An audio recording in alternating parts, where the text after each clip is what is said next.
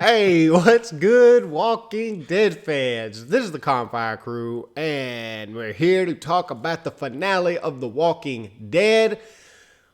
Boy, was it suspenseful, but before we jump into the video, we do have a winner to announce. Again, we were doing a giveaway for 3 books and then a Daryl Pop Funko.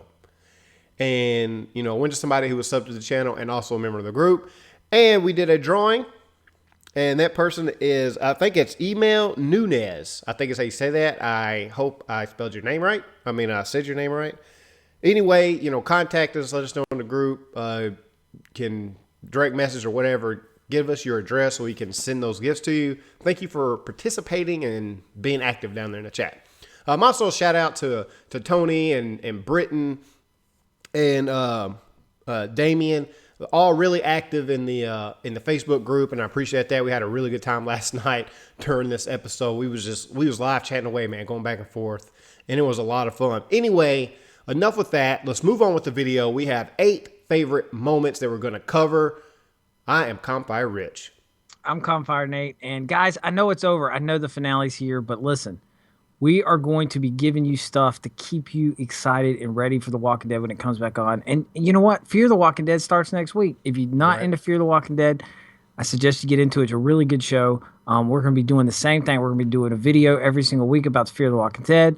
And you know what? We're also going to be doing chatting during this thing. So, hey, Walking Dead fans, it's not over yet. I think this season's going to step. I think this season 2 is going to step it up a great deal from the first 6 episodes, which I think so too. Were okay. They were okay. There were some good moments, but I think this season 2 looks like it's going to be better. Yeah, I think it's gonna start feeling more like that survivalist kind of thing. You know what I'm saying? Like the first season was introduction. It was cool. I know a lot of people didn't care for it. I liked it because I like seeing the kind of origins of all this stuff. I mean, you really still don't know how the virus, like where the virus come from, but it doesn't really matter. It just kind of you got to see how the fear spread and how it caused all this to go down the way it did. But we'll talk a little bit more at the end here, but real fast. Number 1, the long road trip. Man, have you ever really hated being stuck in an RV for a long time and wondered what the heck is going on? When are we going to get there? Man, this was a road trip from hell. And this long RV, man, everywhere they went, boom, saviors, boom, saviors. I mean, these guys were everywhere. And it's funny because you could see the look. It's the same look I get when I travel 16 hours to Michigan. When I start, I'm happy, and when I get there, I'm exhausted. You can see it in my face, and that's how the people looked at the end of this trip. Yeah, there was so much. There was so much in this entire episode, and beginning that long road trip was everybody stepping up. I mean, everybody. Eugene making a comment like, "I'm going," in his weird fashion, however he communicates, basically saying, "I'm here to handle business." Jumps in with him. Gabriel, he's popping up like that. Shocked me. That moment with Gabriel right at the beginning, I actually really enjoyed because he's been a fluke for a lot of the time he's been in the show. Mm-hmm. But last night he was just like laid out his game plan, so you actually felt safe. You felt safe leaving the Alexandra over in his hands. People just ready to go. Aaron, he's like, we're making this happen. So I don't know. You had the whole group. They're together. We're moving out. We're staying as a pack. Let's get this done. And then when they meet that first group, you see how cocky Rick is. Love the first engagement. Within 10 minutes, you see a confrontation, and like the suspense starts now. Mm-hmm. And they're kind of, they have this back and forth with Rick, and Rick's like, "Do you want to make today the last day?" And I'm like, "Oh, dang, Rick, boy, they ready." I thought they was going to open fire, but no, they built it up. And like you said, it kept getting progressively, more terrifying. As you get cut off, you slowly, each time you feel your hope slipping away, little by little. Yeah. This is not looking good. Well, they got logs. And then they realize they got these tracks. So they got equipment, machinery that it was like, these dudes are deep. I knew from the beginning, I was like, the saviors are deep right now. They got people everywhere. Anyway, let's move on into favorite moment number 2. Let's switch back over to Carol, all right, because you kind of had 2 storylines going right now, which is the RV trip and then Carol and Morgan. Morgan catches up with Carol. I mean, do you notice Morgan?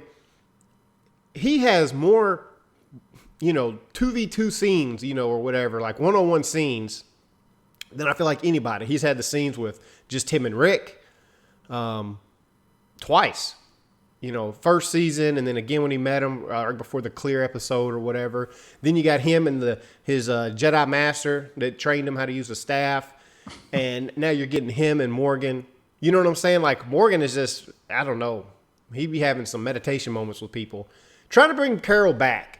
And I like this scene. I actually like this engagement because he's trying to snap Carol out of it, and you really get to see what's going through Carol's mind.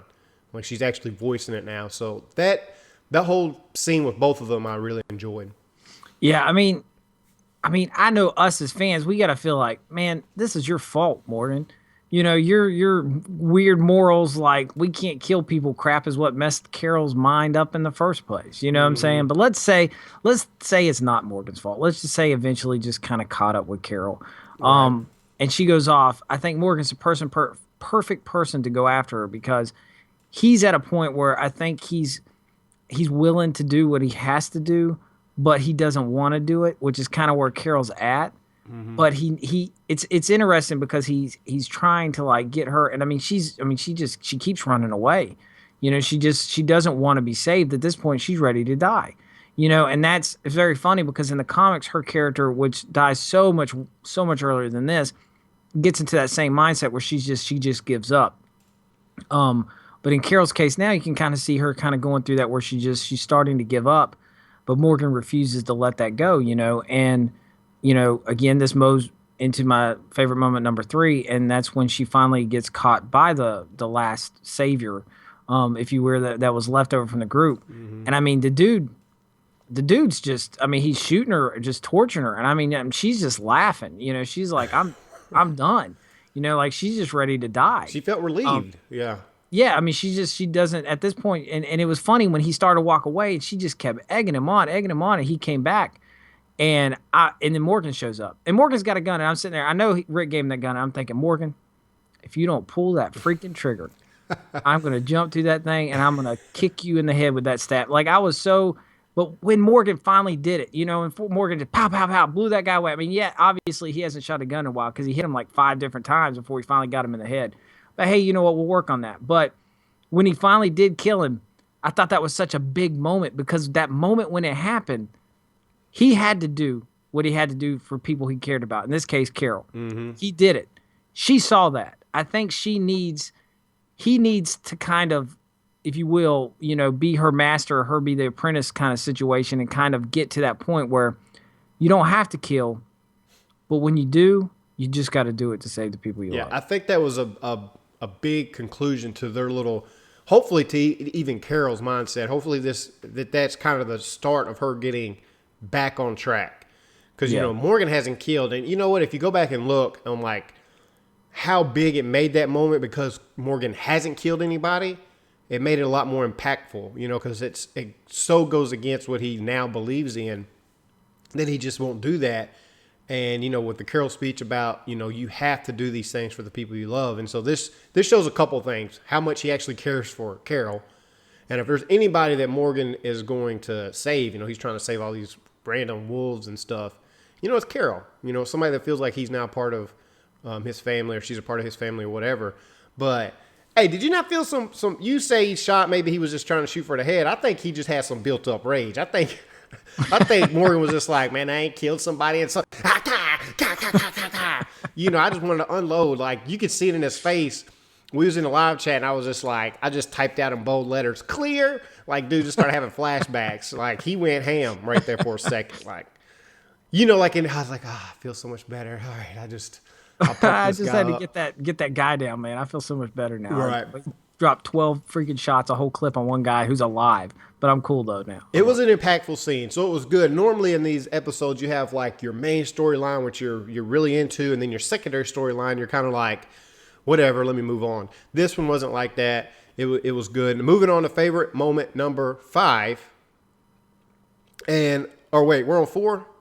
Favorite moment number 4. Sorry, favorite moment number 4. And this is the introduction of the Kingdom Knights. And these are the guys who come up in the roller derby, padded suits. Dude ride on a horse with a spear. They rolled up. That's another group. They are from the comics. And this was good because we need somebody else. we definitely need somebody else now because of how this episode ends. But we liked it because now we're introduced to another group of friendlies. So Yeah, now they're no, going to take in Morgan and Carol and get them help and, get them back to fighting shape, hopefully. yeah, not the kingdom has a big role to play next season, and I think we already kind of figured. I mean, comic fans knew that eventually we're going to have it, but I like the way they slowly introduced it at the end of this season. And the way they're introducing it, like, hey, they're going to go help. They're like, come with us, we're going to help you. I love that introduction. I don't exactly remember how they introduce it in the comics. I think Jesus tells them about it and they go there, but I love this introduction so much better because they're gonna basically get to go to the kingdom and meet these people beforehand and kind of connect all these like dots together a little bit better than they did in the comics, and I really like that a lot. I was really excited about that. On a side note, I will be doing a video about the kingdom eventually, so stay tuned for that. But that goes on to my next moment, and this again takes place during the RV trip from hell, but was the zombie freaking roadblock. Oh, I yeah. mean, dude, that was creepy as crap. And it wasn't, at first, it just seemed kind of like, all these zombies. But then when they got close and they started realizing, man, they're wearing, they had like stuff from Michonne and from Daryl and from Glenn. Dude, you want to talk about a mind screwing right there. Dude, they were messing with them hard. And I think that's the first moment that you saw that look on Rick's face. Because like every time they kept getting stopped, Rick just kind of looked more and more irritated. Yeah. But in that moment, you almost started to see his face change from this confidence to this like fear. Yeah, because he really started realizing what was at stake. Now he's like, man, these guys, they got one up on it. And I like it because you're again, with each passing moment, you see the craftiness of the saviors and Negan, the mastermind behind it. That he's not just some mean, dumb guy, killing people. He's very, methodical. And messing, man, he breaks people down mentally before he breaks them down physically. And you literally get to see that with each passing moment. And this scene was crazy. Because, it was obvious they were shooting at their feet. Right? I was just like, they could easily kill them. So when they broke through, before Rick even said it, I was like, they're funneling these guys somewhere. And it was like a haunted house. Yeah. I felt like we were on a haunted trail ride in an RV. So they got this moment, they got this, and the guys were shooting at their feet. This is the part in the haunted trail where people come in with the chainsaws like, hey, we're going to funnel you down this nice little tunnel, and we got a surprise for you. And then I was freaked out when I saw, because I thought that was the end of the road. Yeah. When they ran across them, and it was just like, they were stacked up like, I don't know what. Like, man, how many motherfucking dudes do they got? And Rick's just like, back up. And they're like, where? So, I thought that was the end until they come back from commercial break and realize they did keep on moving. But that was a crazy scene. Moving on to favorite moment number 6, and we're getting on down here. Eugene. Eugene and Abraham have an amazing moment, where Eugene's like, I can do this. They're just looking for this rust bucket, his weird dialogue that he has. I'm going to jump in this thing. I'm going to distract them. I'm going to keep them busy. Him and Abraham have a moment. Why didn't you let me drive? Hey, you're a survivor now. This, that, and the third. And it was a powerful moment. And Britton, I guess he follows. I don't know what the guy's name is. Abraham, the actual Josh McDermott follows him on Twitter. And right as that scene happened, he tweeted out, everybody asked me what my favorite scene to shoot is, and it's that right there. So that was the favorite scene. If you've watched The Talking Dead at all, that was the favorite scene between, him and Eugene that they were talking about that they enjoyed the most. They said it was a pleasure filming with my brother.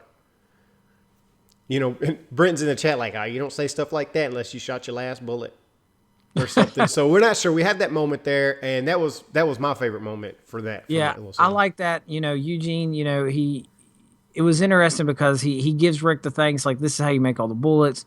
This kind of, there was a finality to that scene. And when Eugene went on, I was like, man, where the heck? I was like, in my mind, I'm thinking, all right, we're not going to find out what's going on with Eugene, I guess, until next season. You know what I'm saying? Like, I just didn't know. I didn't know what was going to happen with Eugene.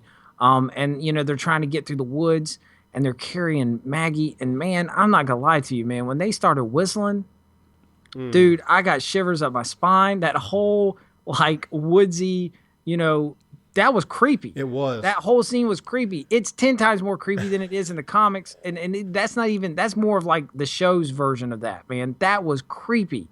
And when they brought them all to that moment and they're all there and you could almost see that look on Rick's face, like, I'm screwed. You know, I mean, that's not the word I'm thinking of, but that's what it was going through his head, man. I'm effed right now. Like this look on his face and everyone else. And then they lined him up, and that goes into number 7, man. Hello, Negan. You know, and when Jeffrey Dean Morgan walked out of that thing, and he walks out, and it just, he immediately, from what I remember in the comics, I felt like, dude, this is Negan. You know what I'm saying? Like he felt the part. For me, just it was 110%. That's Negan. And the whole situation, man, he lined them all up.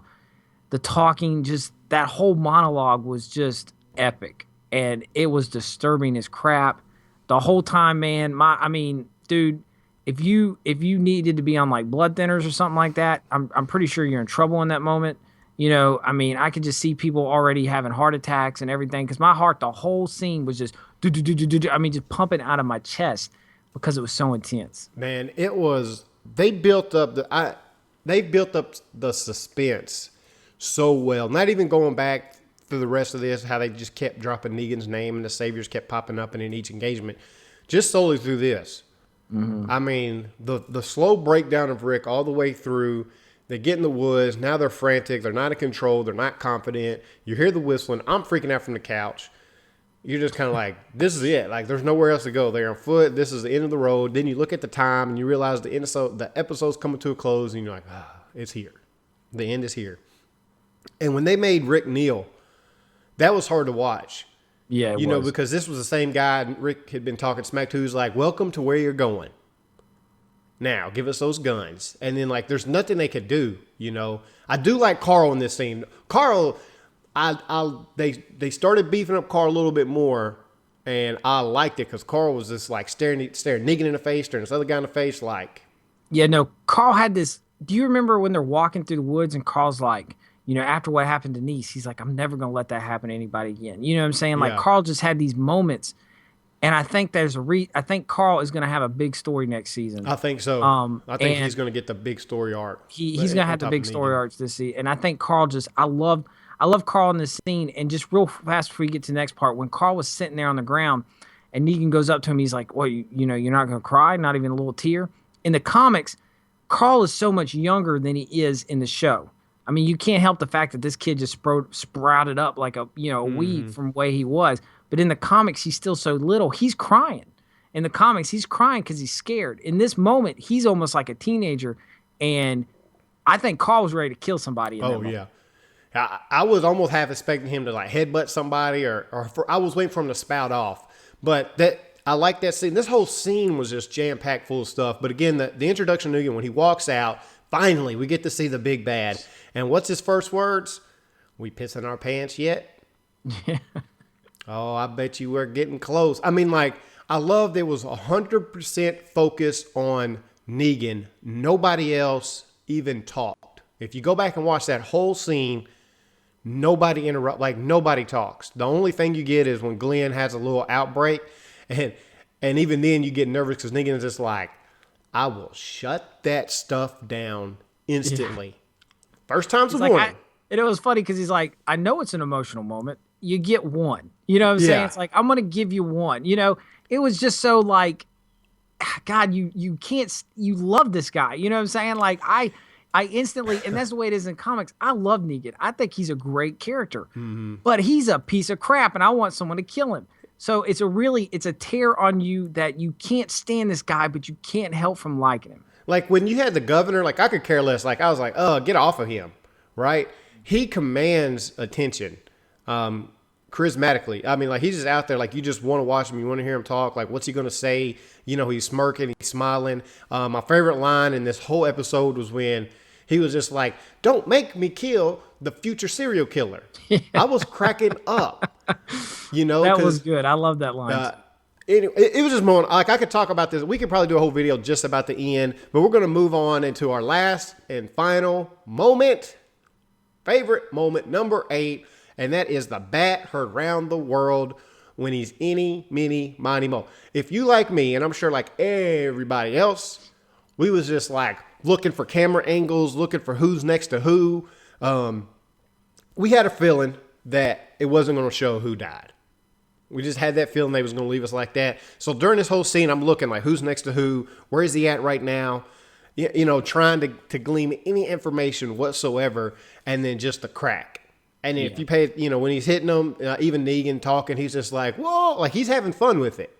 Mm-hmm. You know, like, whoa, taking it like a champ.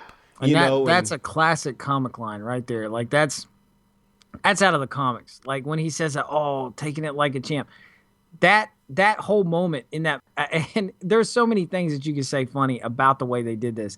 I mean, the first thing would be, "Oh crap, they just killed a cameraman." You know what I'm saying? Like that's what you got. He just killed the crap out of the cameraman because that's what you saw.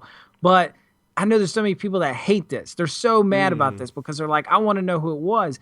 But I kind of like it because for me, in that moment, it felt like he was killing us. Okay? Like he was killing you, the person who's watching it. Yeah. You know what I'm saying? You're invested in these characters and you just got murdered. Okay? And that effect that it's going to put on you as a person that you are wondering who it really was, it was intense. And I don't think they could have ended it any other way. As this whole episode was nothing but breaking them down and then literally the constant like nervous and fear that if they would have ended with them actually taking out a person, I think it would have been too much. I think everyone would have had heart attacks and strokes out right there in the moment. I think they need that kind of slow build because I'm sure. But they've had a slow build. Like I wasn't sure. Like look, let's be honest here. For our purposes, we get to do a video for the next several weeks, breaking down each character who it could be. And that is a series coming up, like a case for such and such on why it could be them and why it couldn't. That's right. We're going to do our first one tomorrow. And, you know, we got, you know, give or take 30 weeks until the show comes back on. But every few weeks, we're going to do a video for each character in the lineup. There's 11 of them. And we're going to do a video as to why it could be this person and why it might not be this person. You know, we're going to give you a little bit of, you know, both sides of it. And let you decide if you think that that's a person who got the bat or not. But for us as fans, it kind of stunk because I kind of wanted to know who it was. But at the same time, the effect was full. Like I got the full effect. But think about it on the other side of that. What would it have taken away from the episode at all if they would have showed who it was? Let's say it was Glenn, you know, and they gave it to him. And you get to see the shock and awe from everybody there, and then he dies, and he's done. And then they end it. You don't think that's going to get people coming back for the next episode? You don't think that's going to be just as powerful? I think it would be, but I think that what the show has always done a very good job of is every time a character is going to die, that they do that person really, especially when it's someone who's been around for a long time, they do that person justice in that episode, give them a lot of moments, and kind of close up their storyline in a good way. If it would have done this, I think, and this is again talking to what they said at the Talking Dead with Scott M. Gimble and Robert Kirkman, is that they gave us this. Now they have to come back with a premiere that warrants this. They would still have to do that. Have to step up the game. They would still have to do that, though. I mean, if they showed who was dead and people are devastated and like, oh, is that, you know, how are they going to come? Like, I want to know more about not who it is, but how are they going to get out of this situation? Like, what's next? And like, I do feel like they should have closed it off because honestly, I'm cool with a mid-season finale doing something like this, like they already did with Glenn. I'm okay with a mid-season because you don't have to wait that long and like, but at the end to wrap up a season, I do think it's kind of a cheap way to end, you know, not showing, like complete the season. And, you know, show who it is and then end right after that. Like, just like they did, except show the beating and then move on. Because now we're going to have to relive that again coming back. And I don't know, man. I just... I mean, I can see it both ways. I mean, you can't really change it now. I just know one thing. This is definitely going to be more of a cliffhanger than is Jon Snow really dead. That's all I can say. Yeah, because we know he's not. We know he's coming back. Who got tapped upside the head with some barbed wire up in their grill and crown and... Not unless eyeballs, whatever Melisandre they shows up at the end and raises them back from the dead, which I think that's not going to happen in Walking Dead. They So. done. Somebody is dead, and I hope it's somebody. I hope it's a powerful character and not somebody we're not really attached to. But anyway, guys, that is the show for today. Tune in and subscribe because Glenn, we're doing a case for Glenn tomorrow, and again, like we said, we got something coming up for the next several weeks, just pertaining to The Walking Dead, Fear the Walking Dead, and then another really cool idea that we're excited about. We just gotta get it out on paper, and we gotta start putting them out. But subscribe so you don't miss that. We got a new series coming up. Subscribe to the channel, comment below, let us know what your favorite moment was. Do you like the ending of this, or do you think it was a cheap ploy? And until next time, guys, we're out. See ya.